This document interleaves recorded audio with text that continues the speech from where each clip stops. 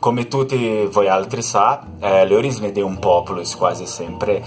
una roba complessa di spiegare, ma cosa che si può fare se arrivare ben da rente di quello che si bisogna di vedere. Tito Livio, il che è scritto sopra la gente veneta, in lo primo paragrafo della sua opera, il suo storico roman Ad Urbe Condita, e il che conta a lui quella storia che dice sulla visione dei greci, che i veneti vivevano in la Paflagonia,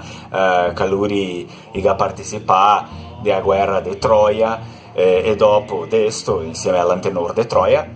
tutti quanti ha fatto noviaio finché si arriva in quel terreno, quello che chiamiamo ancora de Veneto, rento della penisola italica. Sol che bisogna di vedere una roba importante. Tito Livio il gana sesto a Patavium, quella che di Ancoi la conosciamo per Padova, e pertanto Tito Livio era un uomo veneto e piaceva a lui far grande la immagine della sua gente, della sua terra, e così il ga crea questa versione della origine veneta, che la è un epico senza dubbio. Magari abbiamo di dire che la per l'anno 1000 avanti Cristo era sparpagnata per l'Europa un mucchio di gente che la si chiamava per il nome Veneti, come per esempio i Veneti Celti o ancora i Venedi schiavi della Germania. Ma per mezzo dei registri storici e della movimentazione dei tribù,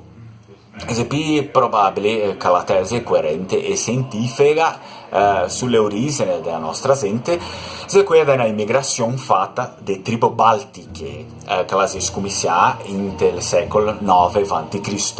Un'immigrazione che la viene fuori perché lui voleva fare il commercio dell'ambra con altre tribù,